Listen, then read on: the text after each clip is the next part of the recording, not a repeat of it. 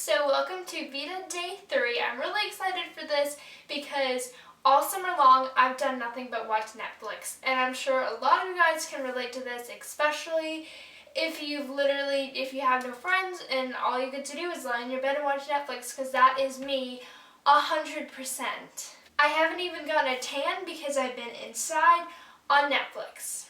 And because I've been inside on Netflix, I've gone through a lot of shows, and I think I've watched all the really good ones. So if you guys are in the same boat, I decided to give you the top 10 list of my favorite Netflix shows that I love, and it's not in any specific order, like it's not best to not best, I guess. So all of these are just the top 10 shows that I recommend watching if you haven't watched, or if you've watched it and you weren't really into it, explaining why I like them so much. So let's just go ahead and get started. Number 1 is Vampire Diaries. I have been watching Vampire Diaries for probably like a year now. I think I started like last August or something, and I finished it all, and I've been rewatching it again because it is such a good show. If you like vampires and drama and romance and suspense, it is all for you. I'm going to read the description to you really quickly in case you have no idea what it's about, and I will explain to you. No, I want you to explain the whole thing. Okay, he's not going to explain to me what the show is about, but it's about vampires and teenagers and drama, and it's great. It was pouring outside and now it's sunny. Pretty. The second show I'd recommend is Life Unexpected. It only has 2 seasons, and I wish it had more, but it is a great show. It is about a teenage girl, a foster girl, and she has been in like a bunch of different foster homes, and she wants to get emancipated, and she's 16, and she has a bunch of friends, and she's just sick of being in foster homes, so she goes to look for her real biological parents to sign off the emancipation papers so that she can get emancipated, and then she ends up falling in custody of her real parents and then moves in with them. And it's a really good show, and I would totally recommend it. It is so fun, and it's like in Portland, Oregon, I think, and it's really great. It's drama. I like a lot of dramatic shows. They're fun. Then the third show I'd recommend is One Tree Hill. One Tree Hill is so good. There are 9 seasons, so you have plenty of time to binge watch that all summer. I've been watching it for about a year now, I think, and I'm just now almost done with it. It is so good. It's also a drama show. Very dramatic, but it's great. It's awesome. It's about a boy, and he has a terrible father. They both play basketball, and Luke goes to play basketball at the high school, but he normally plays basketball on like the river court, like down by his house, like not professionally or anything like that. Once he gets on the team, everyone makes fun of him, blah, blah, blah. And I don't know, it's not just about basketball. The first season or 2 has a lot of basketball in it, but there's also like love and a bunch of stuff, and it's a good show, and I would so recommend it. It's kind of an older show. I think it started in like 2003 maybe. So yeah, but it has good music and plotline.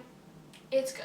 Number 4 is Scandal. Scandal is it can get inappropriate at some times, but it is like a very politics-ridden show, but it's very dramatic, so dramatic, and it's kind of like a crime show, and it's really good, and I'd recommend watching it, but not if you're younger. If you're like 12, I probably wouldn't recommend it, but if you're like 15, 16, you could watch it, but whatever.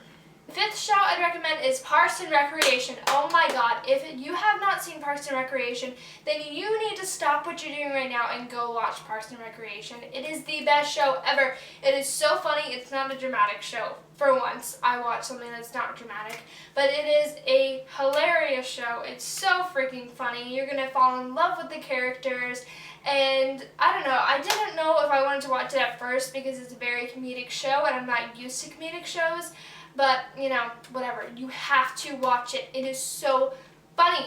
Oh my god. Number 6 is Merlin. I watched Merlin a while ago, and I think maybe like 2 years ago, and I finished it. It ends badly, but the whole rest of the show is really good. It's kind of like a spin on King Arthur, and it's kind of like modern King Arthur, but not really. It's not in modern day times, but you know what I mean. And it's more driven toward learning more about Merlin and not as much about King Arthur and how Merlin becomes like his servant and how he's learning that he's a warlock and stuff, and he's like protecting Arthur for like the whole show or whatever. So it's really good because the King Arthur story is fine and all, but I kind of like that they kind of showcase some more Merlin and like him as a younger self and not like the older like long-bearded Merlin. It's like the teenager version of him.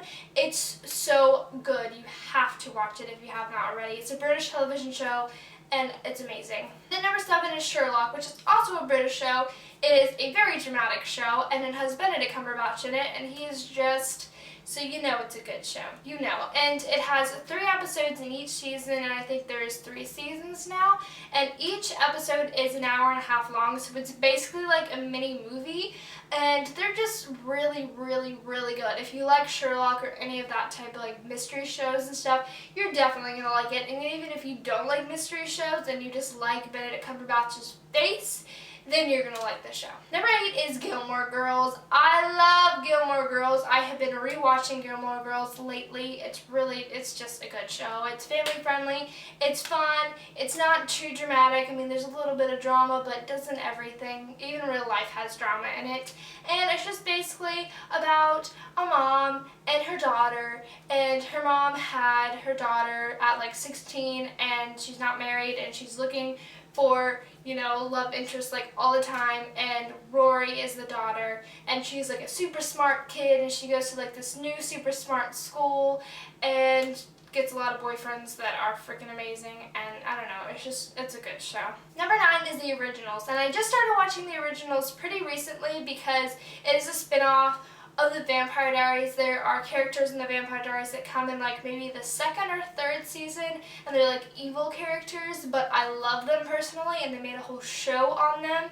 And I thought that it was going to be terrible because it's like a spin-off, and normally spin-offs are really bad, but it is so good. It's written so well. The acting is great. It's almost just like the Vampire Diaries, but like a whole nother side to it. So if you like the Vampire Diaries, you're going to like The Originals. There's like little kids playing in my front yard, and I'm just kind of like eyeing them to make sure that they don't do anything bad, but I don't think they're harmless. And number 10 is That 70s Show. This is kind of just like a fill-in show. If you're just like watching a bunch of shows and you just want something new, That 70s Show is good. You've probably already seen it, but it's on Netflix, and it's fun to watch, and they're kind of just like really stupid but funny, so yeah. That is my top 10 Netflix list. Those are shows that I've watched over and over again, and that I feel like I could watch over again, and that I would recommend to anybody. So yeah, this was VEDA Day 3, and I will see you tomorrow. Bye guys!